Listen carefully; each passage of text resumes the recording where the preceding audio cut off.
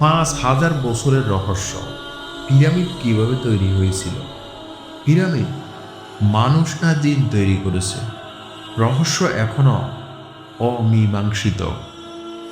4.6 million ton পাথর এত ভারী জিনিস তুলল কিভাবে? প্রাচীন মিশরীরা অলস ছিল না, তারা ছিল জিনিয়াস। এবং কি অ্যাসেন্ট্রোনমি, গণিত প্রকৌশল এবং সব কিছুতেই ছিল পারদর্শী। কথিত আছে 1,00,000 শ্রমিক 20 বছর কাজ করেছিল।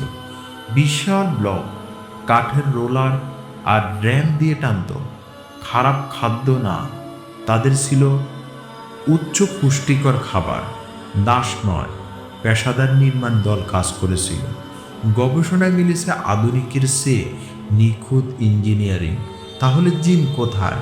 কোনো প্রমাণ নেই এখনো।